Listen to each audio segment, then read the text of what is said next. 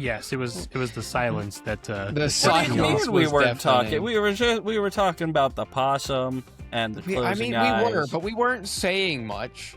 Other than, like, ooh, start the recording. Ooh, possum. Ooh, a possum. Is it dead? Who knows?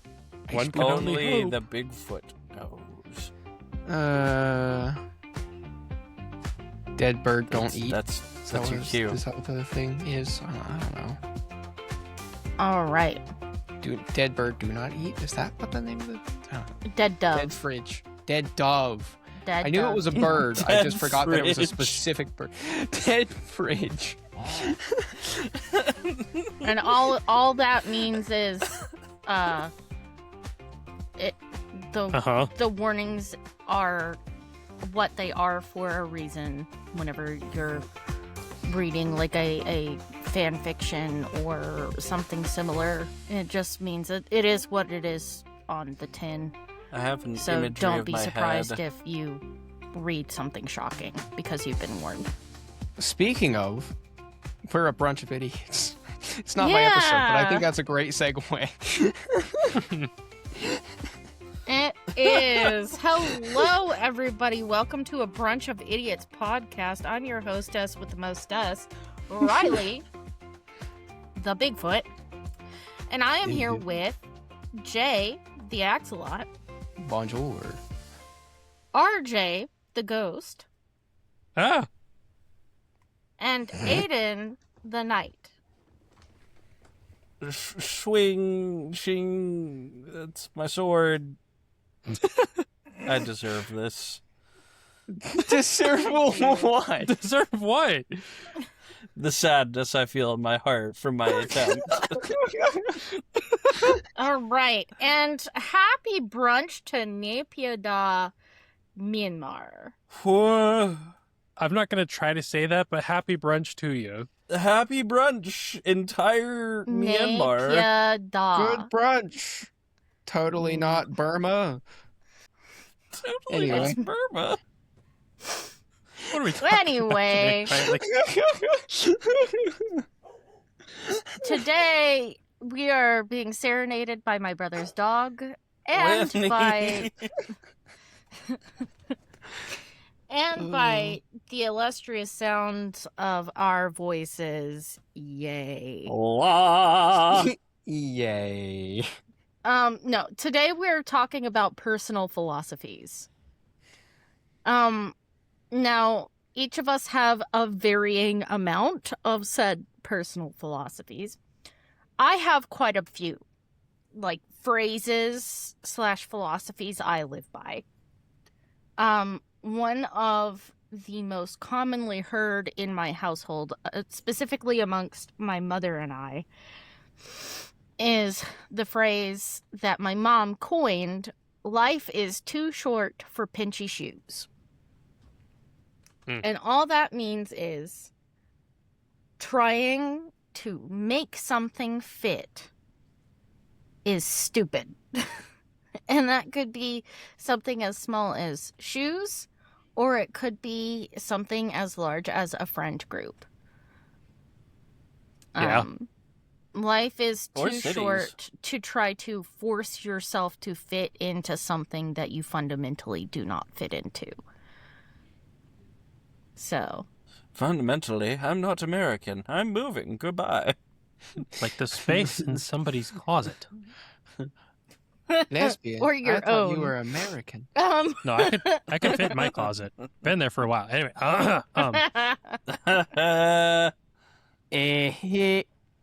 Funny stuff. Yeah. I mean, I was also raised in that philosophy, so not much else to say there. Kind of live it. I think I live it. Do I live it? Well, we try to.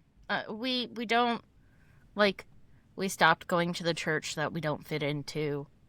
I will say I tend to take on a lot more stuff than what people say I should, because I'm like, it's okay, I got this. Yeah, you don't live by that philosophy as staunchly as I do. Yeah. I mean, I have ended friendships because they started falling quite squarely in the pinchy shoe category. Friend. And so I changed my wardrobe because it was falling in the pinchy shoe category. And I think everybody should, stop trying to fit into places that just they aren't that don't serve them well. Why wear last year's pants when you could get today's pants? Thinking about this, I tend to do the opposite on a lot of things because, and this is split through to a lot of my D&D characters who are all like, ah, yes, connections, no matter how you make them, are always good because you can always use a connection later. And so I will force myself into situations because the connections could lead to good things later. Yes, let me force myself in here. Making connections isn't a bad thing. Not at all. But when the connections start hurting you, like pinchy shoes, is when you need to stop associating with them. You know what I mean? Yeah. It's almost the philosophy of stop letting yourself stay in a situation where you're hurting. Stop hitting yourself. Yeah. I mean... So I have two kind of short ones that I try to apply regularly. So the first one it has to do with punctuality. And it's that it's better to be a half an hour early than to be 5 minutes late. Man, I used to live very by that. true. I always do. I never arrive places on time. I am always early. And if I am not sure that I can be there like early, I get there I will leave at a unreasonable time. Like I've left an hour before things when it's like a 15-minute drive because I would rather be insanely early than to be even just a little bit late. And that's just me because of, my past, but I think that philosophy should apply to anything because if you're obnoxiously early, you can't be late. Right. Right. Right. And I feel like there are very little excuses or reasons for people to be late to anything. And I'm not talking about absurd situations. I'm not talking about you got pulled over or there was this freak accident on but all of these things should be accounted for in your time. I don't know. That's just me. But the other one is, and this one. Huh? Go ahead. I was gonna have a rebuttal right there. Okay. So my drive to work varies wildly. And I know what you're saying. Account for it. And usually I do. But sometimes it varies beyond what I can account for. And suddenly okay, I was going to say, suddenly, I'm behind a sedan that's driving 30 miles per hour on a 55 mile per hour one-lane road. Dude, I ran into that a lot on the drive. Or speaking of absolutely nothing, I ran into that a lot on the drive to and from Oklahoma when we went on vacation not too long ago. And these back roads, they're the ones where they don't have turning lanes. But every however many miles, it'll split off and it'll be a passing lane that'll go away in a mile. So all of a sudden it becomes Fast and the Furious while you're trying to get past as many cars as you can because they're all piled behind this car going 35 miles an hour and everyone's trying to get past them. It was a nightmare. But yeah, I mean, I'm not trying to say that there's absolutely no reason why people. I mean, stuff happens. Life gets away from you. Things happen. There are things that happen that are outside of your control. That's not what I'm saying. I Oh, okay. Yeah, I'm just saying that there are, in most common circumstances, it's a lot easier to be on time than I think a lot of people allocate for. 100%. Yes. Yeah. So the other one I picked up when I was working as a lifeguard at a water park in high school, I call this one pick up the penny. So while working there, there's a bunch of kids running around all the time. It was kind of a frustrating thing because these parents would just let their kids run loose like we were a daycare and not a very dangerous water park where kids can go missing or die. So these kids would be running around, right? And they all got their, lunch money or whatever. And so these kids would constantly have change from like buying like souvenirs, ice cream, food, whatever. And they just drop it all over the park. So there was just constantly change everywhere in this park. And so as lifeguards, we would always make it a point to just go and pick it up because we can, right? So I had a pouch in my actual fanny pack that I dedicated to picking up change. And I noticed that everyone would always go for the quarters and the dimes and the nickels in that order, obviously, because they're worth more monetarily. But like almost no one would pick up the pennies. So I stopped and I would pick up every single penny I found. And by the end of the summer, I had made hundreds of dollars in change. So it was like this massive bonus at the end of the season because I stopped and picked up the pennies that no one else did. So I try to imply that sometimes to, especially my work life, if there's opportunities or, because in my department that I work at right now, there's some opportunities for like overtime. And there are some shifts that people don't like on Saturdays that I will take because those are like the pennies.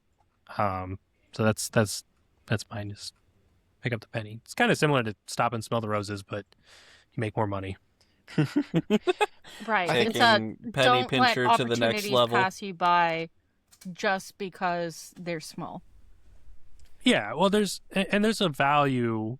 There's value in things that people pass up because they think they're worthless, and they are individually. I mean, a penny is worth next to nothing, especially nowadays. But all of those pennies that people pass up, they add up, Mhm. and that Yeah. could apply to like many things, even like time, like, how much time you spend like doom scrolling or even just like sitting there with doing nothing. Because I have that happen a lot at work. And so I try to do my best to be productive with that time. I spend a lot of it watching movies and shows and whatever, whenever I have downtime at work. But sometimes I spend it on writing or preparing for like D&D or thinking about my content or, my D&D lore, stuff like that. So, the small things add up. It's important. Yeah. Yeah. Very. I have a couple.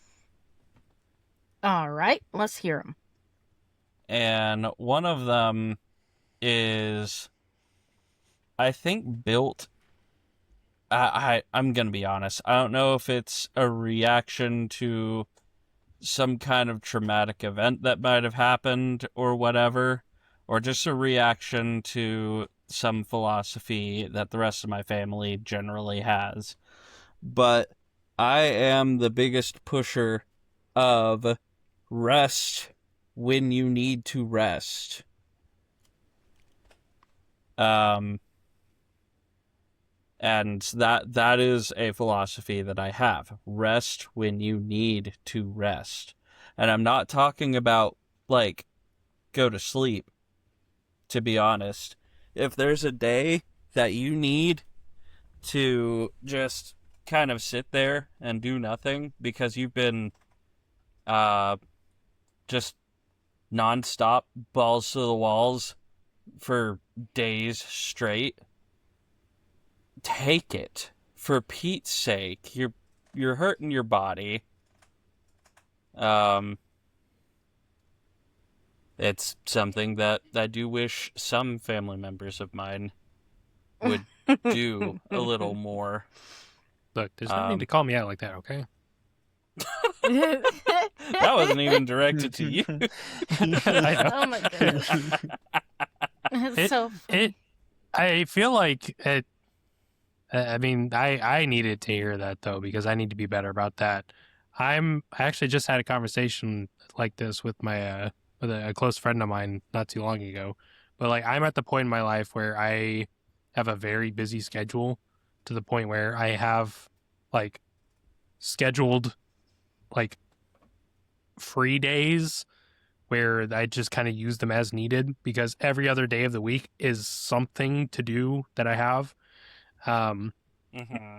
and it's like I'm not at the point where I've bitten off more than I can chew. I've bitten off as much as I can chew, and I can't put anything else in my mouth. Does that make sense? Yeah. It does. You are at the So- precipice. You're at full. I'm at full. Yeah. Anyway, sorry, I didn't mean to detract from your story. That's No, just- you're all good. It's... I heard that and I was like, well, damn. Okay. Well, Good. and his philosophy there is a direct reaction to the fact that our family would literally be volunteering or helping or doing our own house. Like, when I say housework, I mean like renovations or yard work. We would meaning swap furniture every renovations. half year. Like, we would go for months without break days. And Yeah. I am more of a persistence hunter than Aiden is. So I didn't have the same kind of problem with it, but Aiden would be sitting there like, please have mercy. I am tired. I am grumpy. And our parents would be like, well, that's too damn bad. Yeah. I'm tired of this, Grandpa. I don't think our upbringing was quite as extreme as that, but we were very busy as well. But that was also because we had, 5 kids and, we were homeschooled. So we had lots of different places to be because we were part of all sorts of different programs, 4-H being one of the bigger ones. But we were always on the run somewhere. Someone always had Mhm. something, right? And my mom was very against us being home alone. So we would always have to go with whenever someone had something, unless one of the parents was able to be at home. But that was back when my dad had like well, I guess he does have a job now too. He had like a more proper full-time job, right? So he usually had to work. And so my mom was always taking us to and from places. So we were just like constantly always somewhere doing something for someone, even if it wasn't like us. If it wasn't like me that had something, it was my sister or it was, my other sister or my brother, something like Yeah. that. So I get that. Yeah. Oftentimes it was physical labor for us. I too. was the rebellious one. Aiden was. It was like, Mom could not stand the house being in the same configuration for too long. As in, so, we would randomly, to me, it was random, it was random. after a couple of months, just move all of our furniture around in the house. And In every room. Yeah, every room. Couches, beds, TV. Fireplace. Don't she tempt could, her. she would. If she could, she would. She treats real life like a Sims house. She does. Just Maybe that's sliding a little where I over to get the to. left. It is, because that's I don't like doing it in real life. I like keeping things where they are for the most part. I've been thinking about rearranging my room, but there's only so many configurations it can have. But yeah, it was a lot. It was physically demanding and exhausting, and we would help rearrange church like all the time, painting the whole church? walls. Like just Huh? pick up the whole thing and like move it to the left, or No, just all of the pews or like the chairs and couches and what if you Like, had the entire very congregation doing the physically cha-cha demanding. slide? Just See, that would have been so cool. But the church that we went to, where I'm thinking about this particular phase in our life, I think they were about as coordinated as 7 three-toed sloths Yeah, on 8 trees, trying yeah. to figure out how to get down and go poop at the same time. Yeah. if you can make any sense of that, viewers, please let me know in the comments. So, I do have another philosophy. Uh-huh. This one's learned from work. Mm. Now I'm wondering, because I do have a coworker, who listens to the podcast. Should I? Okay, I should. So this has been an inner philosophy, and probably the reason why I'm such a can-do attitude, no, I'll do it kind of guy, because the philosophy turned into don't trust anyone to do their job. Mm-hmm. Yep. If you want it done right, do it yourself. You gotta There do it are yourself. exceptions. Oh, I'm not even like beyond that too. Like sometimes I don't even trust prints that other Yeah. people draw, and then the thing gets like cut, and then it's my turn to look at it, and I'm like, but is this really how it's supposed to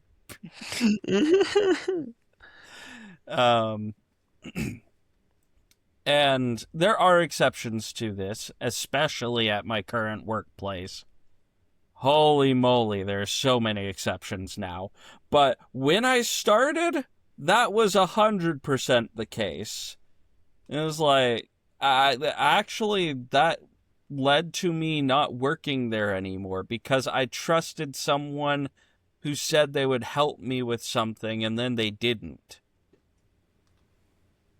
I can name the specific thing. I was supposed to tear down this huge setup of a tombstone, which, for those that aren't in the manufacturing industry, we have a thing called a tombstone. It's a giant steel block, kind of the size of my torso, which is like, I don't know, The size of a torso. It's like a foot and a half by a foot and a half. by like Yeah. a foot. Something, Maybe not yeah, a full along foot, that. but like something like that. No, it'd be a little bigger. It'd be like a 18-inch by 14-inch by 5-inch block with holes in it. And it'd stand there like a tombstone. That's where it gets its name. And you'd bolt stuff to the side of it. So I'd have to take that apart and cut new jaws in a vise,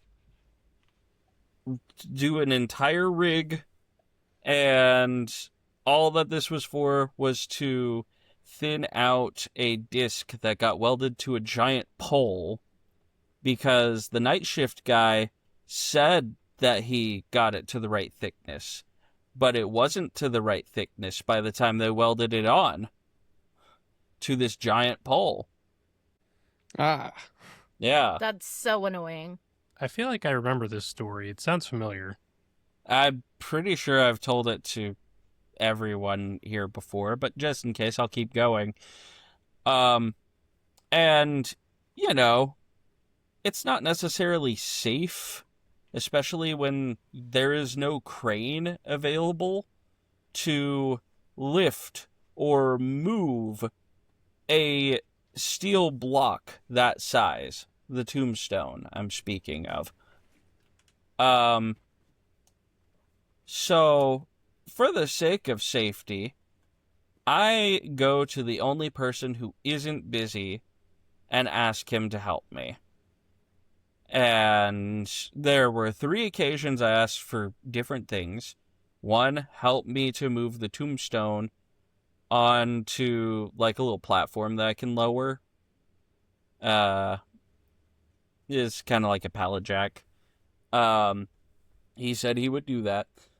The other thing was because he was being the programmer at the time. I was hired to be the programmer, but the new manager decided that he was the programmer. He said that he was going to make a program to cut the jaws, and that he would help me find a fixture for this pole. I sat there for 30 minutes to an hour waiting for him to come help me move the tombstone. I moved it by myself. Then I went up because I assumed that he was working on a program for me, since why else would he not help me for a couple minutes to move a tombstone? And he looked at me dead in the eyes and said, "You're a programmer, program it yourself on the control panel." Ah, So I did that, cut new jaws.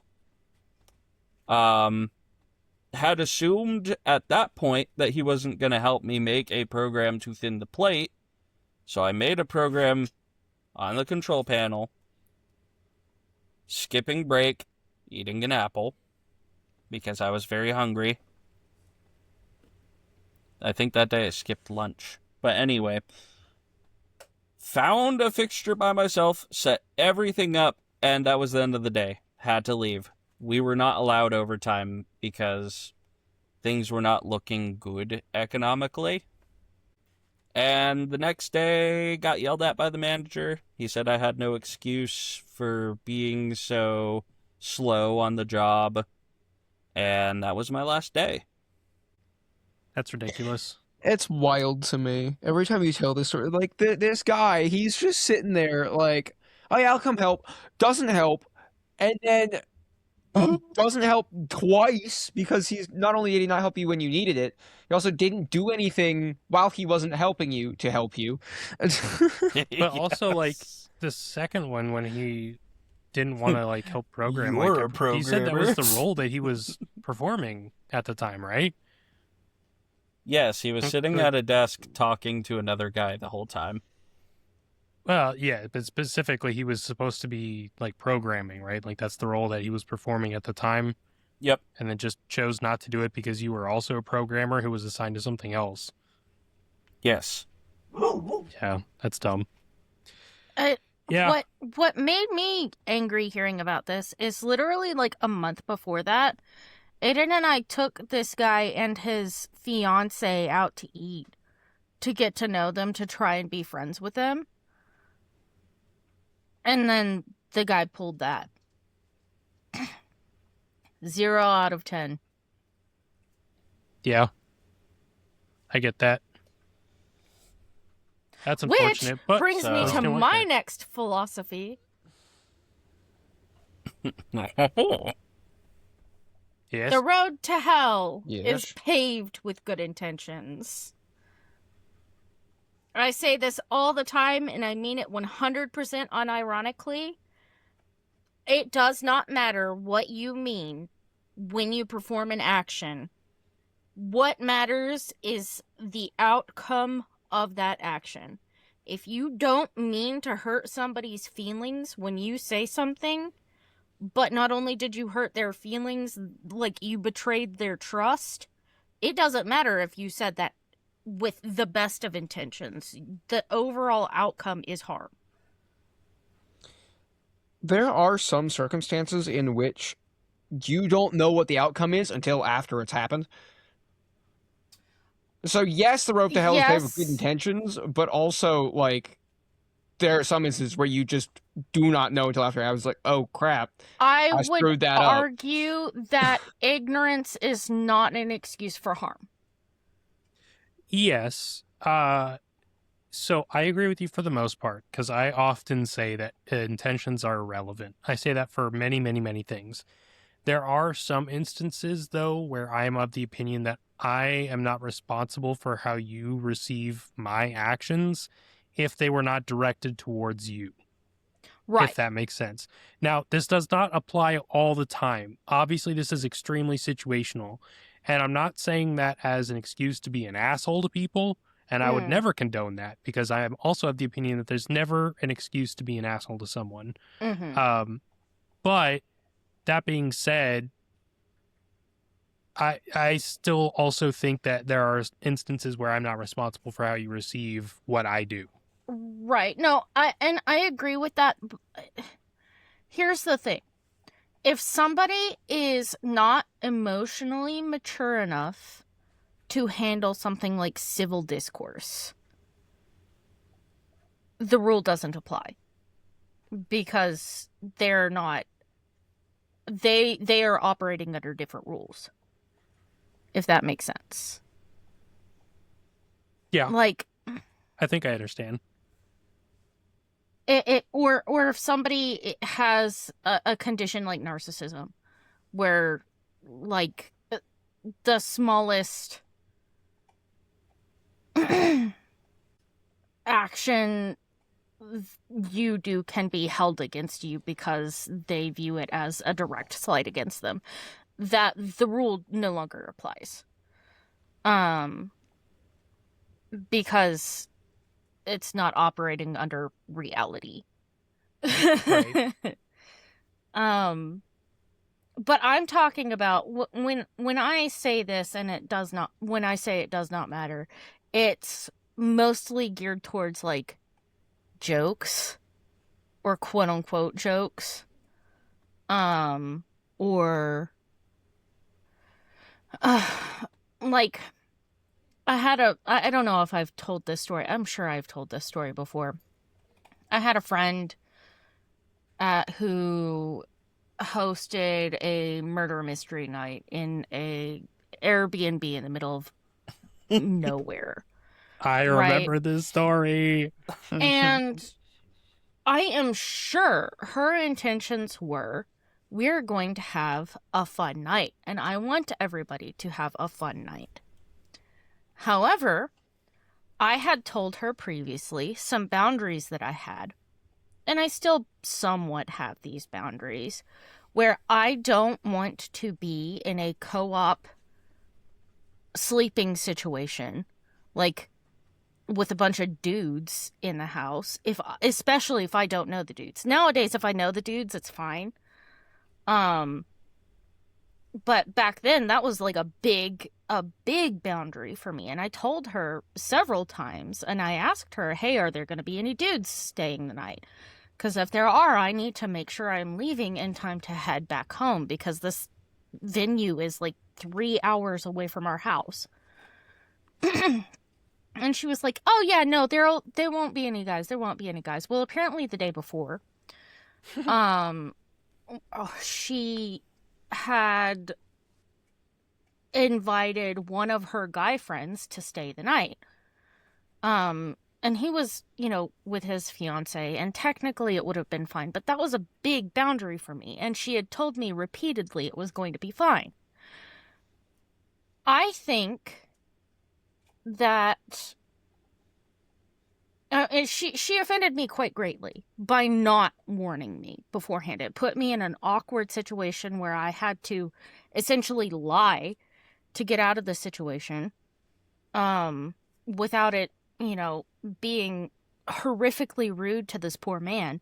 But I was incredibly uncomfortable.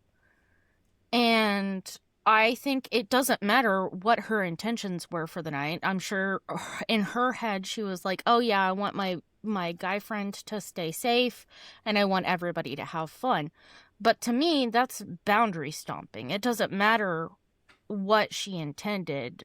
The result was she betrayed my trust in what she had to say about the whole situation. Yeah, 100%. I understand that one completely. So I think that it's more for situations like that than how people take your words. Yeah. That makes sense. I have a... Oh, go ahead. Sorry, I thought you were done. No. I was just gonna continue on with the thought, but now I don't remember what the thought is. I'm sorry. It's okay. Was that your intention, Aiden? No, my intention was to bounce off of that and throw a mini philosophy that I have, Oh, which yeah? is annoy the people who are trying to be annoying. Yes. I am Oh. such a bully. But, okay. It's in other people's defense most of the time. Same story, Or your right? own. Same Yeah. situation. Because I was there. I was at this event. I ruined He did. He ruined it for everybody, and it was fantastic. Okay, it wasn't ruined. It was ruined for her. Everybody It was else thought it ruined was for hilarious. her. Yeah. So, she's a little bit of a control freak and also really wants to win. Yes. And she's very competitive. And that goes a little bit beyond just, like, her winning a game. She also likes winning the narrative, winning the plot, the this, the that. We were supposed to capture the murderer that night. And I don't know. The best way that I can put this is that I turned into Ace Attorney. Objection. Yes. That is exactly what happened. He didn't even know what And- Ace Attorney was at the time. Worded my He like did. lynched by everyone. Yep. I had no idea who the murderer actually was, but I suspected who it could have been and gave them the best alibi ever. And I was right. Aiden third impostered so hard. It was It's really funny. phenomenal. It was probably one of the funniest things. I have never lost a murder mystery game before. At least like an IRL one. And Aiden made darn sure we lost this one, and it made her so mad. She was so mad at me. She was glad that I was taking people home. And then there's the other side of this, right? Because I'm walking out, making sure people are packed and ready to go. I see the dude with a pillow and like a suitcase walking in. And I'm just like, He sees this before I hold do. on, wait a minute. Something's not right. Because I know what Riley told me. There wasn't supposed to be any guys. So I walk over to Riley. I'm just like, hey, there's a guy that's going to be sleeping here. Do you want me to call Mom and tell her to call you? And I'm in the middle of panicking. I had no idea what I was gonna do because I saw that and I was like, I don't know, because I don't want to be rude, and I told them that I was gonna stay, but this makes me super uncomfortable, and I'm really not happy about this. I don't know, Aiden, and Aiden decides, in his infinite wisdom, I shall make an executive decision. because the other thing that I knew about this girl that we just were, the two of us were diametrically opposed since we met each other. She hated Aiden. She really did. And I only hated her because she hated me. Anyhow, Valid. I knew that she loved taking advantage of Riley at that point in time in my life. So it was, that also goes on with Annoy the Annoyers. I guess Yeah. it's another semi-part manipulate the manipulators. So I went in the background and manipulated the situation so that she would lose, that girl would lose the person that was supposed to be like the sober one Oh in yeah, the I was event. supposed to be their drunk babysitter Yes. because they were all supposed to get like drunk off their. Blasted. They had enough alcohol in there to stay drunk for more the entire weekend. Yeah. So she was straight up using Riley at that point, and I'm very happy to have ripped that from her hands. It's very satisfying. That's wild. That kind of reminds me of one that I lived by a lot, which may be more controversial. I do not believe in the golden rule. I do not believe that you should treat people the way that you want to be treated. I think that people deserve to be treated the way that they deserve to be treated. And by that I mean, you can generally tell how much a person deserves to be treated by how they treat others, as well as yourself. And I don't necessarily believe in like reciprocating, or what do they call it? Like matching energy. I don't think that's quite the same. As a baseline, people get my respect. But it comes to a point, you know? And a lot of this developed because of work, obviously. If people are going to be disrespectful and just be nasty and constantly challenging, like, you don't deserve my respect. Like, I'm not going to be the bigger person here. It's just easier and better for me mentally to just do the same. It's, I feel like, in my opinion, not worth the effort. But Yeah. I don't know. I'm sure there's some moral argument in there somewhere, but I just don't have I don't have the capacity for that anymore in my life. I'm just, okay, well, if you're going to be an asshole, like, congratulations. You've just earned my assholery. And after that particular situation for me, one thing that I started doing, I gave myself permission to this is a philosophy of mine.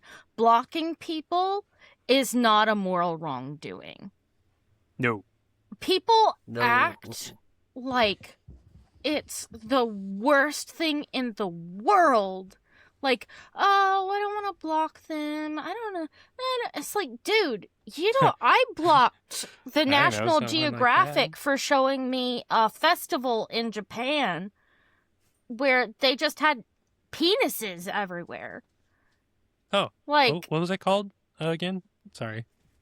Just for, to make sure I don't ever see it. Just Google it. But like, I was like, I block people who say words weirdly now. Like, I do not have to live a life where I am in constant conflict with the things around me. Yep. And that includes people. And if I don't like somebody, I don't have to keep them around. And I really don't care to. And it is not a moral failing to say, that energy is no bueno, and say bye-bye. I deal with a lot of challenging guys at work. I know I keep mentioning that. I've gotten to the point where I no longer answer the phone if I see specific names pop up. Because I'm like, you have lost your talking to me privileges. Because if every time that you call me, it is a struggle and you have nothing but nastiness, then you can just email me. Because I promise you, the words coming out of my email are going to be much nicer and it's going to waste less time. Yep. So I do not answer the phone if I see specific. I'm like, you can leave me a text or you can email me, but that is the only way we are going to communicate from here on out. Yep. Like, I literally had to this today, actually. There was one of my more troublesome associates at work emailed me. I had sent out some documents for a customer to sign. Apparently there was an issue with it. And the way they had phrased their email was, you guys messed this up. You need to fix it. And they'd sent like a like passive aggressive screenshot, and I didn't know what they were talking about because they didn't provide context. So I said, you have to tell me what needs fixing because I am not a mind reader. And then they explained it. I was like, that wasn't so difficult. Now I can fix it. Like, do not talk down to me because you think I did something wrong. If there was a mistake, tell me what it is. We can move forward and fix it. And we have saved ourselves 7 minutes of our time. See, this is what I hated about working in salons is I wasn't allowed to do that. If somebody was a butt nugget, I just had to suck it up and deal with it when all I wanted to do is fire clients. Sends email, please.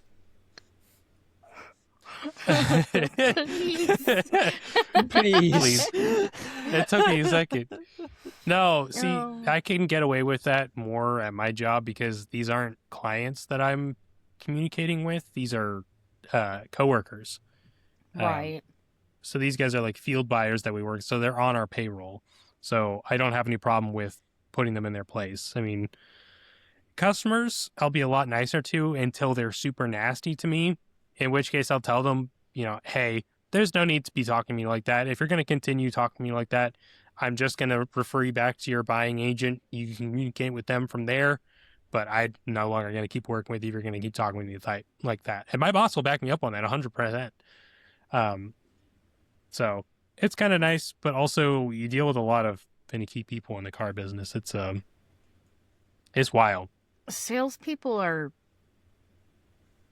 volatile. Yeah. Working in sales. I have a more positive one. At least I Oh. think it's kind of positive. Yeah? What is that? Okay. This outlook I've had just because of training with people and showing people what I've learned and things like that, which I have done a lot. I truly believe that if the person was given all the tools and they really chose to, then technically there's no such thing as a stupid person. However, I do believe that there are people that make stupid actions and stupid mistakes, and some much more often than others. Yeah. And what that boils down to is that I think that everyone has a potential to do something in a smart way. The issue is there are a lot of people that are given the choice and choose not to do it. And that's the thing that's stupid. I would agree with you, but there is one person in my life that makes me strongly disagree. I would say in the vast majority you are correct, but I would not use it as a blanket statement. But that's just from my own personal experience. Mm-hmm. If y'all need a refresher, I can let you know, but I'm not going to say it on here. I think No. that I is have- the case with a lot of these. I don't Yeah. think every single one of these is a blanket statement. Yeah. Oh, You're yeah. right. And they're not supposed to be. They're just like personal. Sharing personal things. philosophies. Yeah. Obviously, they're subjective opinion, but they're just things that we Right. personally live by. Yeah. This isn't necessarily philosophy, but I guess maybe it kind of it is. It's more of a concept. I believe, even though it may not be mathematically correct, I don't care about your stupid mathematical arguments. I believe in the rule of 50%. Yes! 50-50. We brought up the Things. 50-50. All things are 50% odds. They either are or they are not. Yes, I believe in binary. 50%, baby. 50-50 Let's shot. go. I love that. It's one of those things where I agree, but I hate that I agree. I'm going to See? leave it at that. But the odds of you agreeing with it are 50%. You either do or you do not. Are you going to eat the apple? You either will or you will not. 50%. The odds are irrelevant because it either will happen or it won't. Yep. Yep. Wholeheartedly know- agree. I know there's people out there waving their mathematical sheets. Look at what the algorithm says. I don't care. I don't care about your probability laws. It sucks. It's stupid. It doesn't matter. It's irrelevant. It either happens or it doesn't. And guess what happened? That thing, it's stupid. And you want to know? You want to know how I know that it doesn't matter? Because I could be playing a video game, right? And it'll be like, oh, you have an 80% chance for this to hit, whatever, and it won't hit, and it won't hit, Yep. it won't hit. Meanwhile, the enemy, they hit and hit and hit and hit and hit on a much lower chance. Like, Looking at that you, was one of the- BG3. That was one of the biggest things that turned me off of the Pokemon card game that came out not too long ago, like the mobile one. Oh, Because a lot of those yeah, mechanics with the were like the coin flips. flips. And they would just be getting coin flips and coin flips and coin flips, and me, I don't land any. I'm like, well, we have the same odds. It's still a 50-50. And yet they're always getting theirs, and I'm always not. Anyway, so, yeah. Yep. I got a lot more heated than I wanted to. And that brings We me to all one of my fed the last 50-50 ones. high. Oh. Speaking of getting a little heated, I believe that anger at its core is a diagnostic emotion. And when Elaborate. you feel it, what it is telling you is that you have perceived that you have been wronged in some way. And you have to figure out what you need to do about that. Oh my God. It's your emotional check engine light? Is that what you're saying? Yes. Yes. Anger is an emotional check engine light. Oh. I had this the other day. And so when you feel angry, you need to stop and go, okay, why am I angry? What happened that made me angry like this? And I then need a from full-time there, mechanic. you can figure it out, right? That way you don't live in your anger, because living with your anger is like running around with your check engine light on. I mean, RJ, with stop! that? You're killing your engine. I've done that before. So that's and ever since I adopted that belief, I've been able to, anytime I've gotten angry, I've been able to take a step back and go, okay, why? And what can I do about it? And I have been so much, I have been less angry overall. Like, I don't have venom spewing out of my mouth all the time. And it's been fantastic. So I highly recommend just thinking about it that way. And then you don't feel guilty for being angry. Oh, I Which never is did. another big thing. I do. I used to feel really, really almost ashamed of being angry because it felt like it was, what's the word? Unjustified. You know? And I'm one of those people who have to justify all of my actions. I'm not. We know. You know, I hope so. I hope so. Like, I'm just saying, like, I am a We very scary person to know. piss off. Anyway. Oh. That is true. So, Anyway, You said that was the last one. that's my last big one that I can think of. I will say, I know I've been quiet most of the episode, but I do have one that I have managed to pull from the depths. I hate going to something that was planned the day before yes. Oh, so okay. much. Yeah. Plan it earlier. Stop making us dance. Either planned the day before or unclear plans like a week before. Because I had an instance one time, I was hanging out with some friends, and the week before, they told me, hey, we're gonna meet up at my house at 6:30. I'm like, cool, I'll be there. Me, because I followed the rule that we talked about earlier this evening, I was there probably about half an hour early. I didn't intend to be there that early, but I didn't have anything to do. I'm like, sure, I'll go sit and wait. At about 6:30,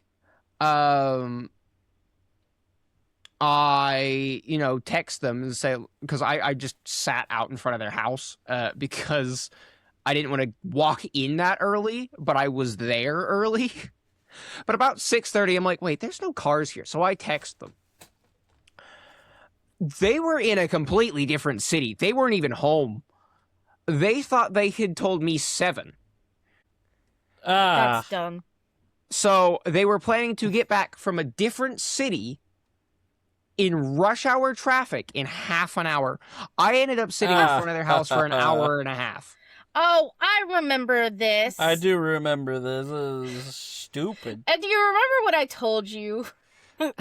Oh, I'm not part of this group anymore, but there's like a bunch of other reasons beside just that I'm not a part of that group, or at least am not active with anything they do. That sounds incredibly frustrating, and I would honestly turn around and go home. I have done Not that before. respect your time. Yeah. Yeah. Yeah, I do not deal with that in my adult life, especially not with like my No. family situation now. I'm Oh, like, yeah. I have too much invested in my daily life to waste time here for you. Goodbye. Yeah, Yeah, I have a story If for you that for you cannot- guys later, but Yeah. It's one of those things. If you cannot show up at the time that you committed, then don't commit. especially when the place is at your own house, like if it was Right. at like someone else's, I can excuse like up to 15 minutes late if I'm hosting, maybe even 30, especially if you tell me it's like, hey, I got stuck in traffic. Sure, whatever, fine. If I am waiting at your house for an hour and a half for you to show up to something you planned, Yep. We throwing Unacceptable. hands. where's the lamb sauce? Yeah. Where are you? Oh, You're an idiot sandwich. I have words. beautiful. Yes. Lemon. But first, Oh. a quiz for our commenters. What was the one word at the beginning of the podcast that I said completely out of context?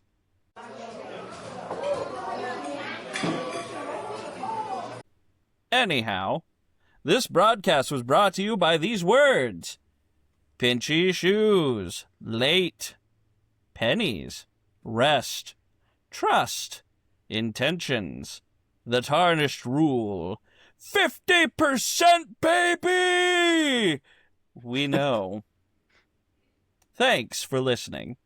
Also, that final word, it was friend.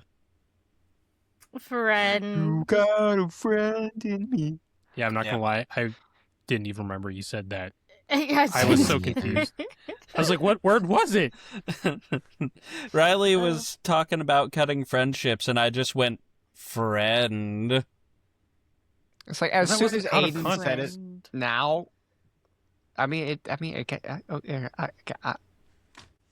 Anyway, thank you all for joining us on this delightfully philosophical brunch, not lunch. Gracious. oh, there you No, that's my Happy- solo podcast if I get fired. Happy brunch, Napiada, Myanmar. And I hope you all have a delightful brunch. I would highly recommend some sticky rice with coconut cream. Dude, sticky rice sounds great right now. I hope so. Happy I'm not even a rice brunch. person. About it. Happy Bye. brunch. Happy brunch. Do you think they'll get mad I called them Burma earlier?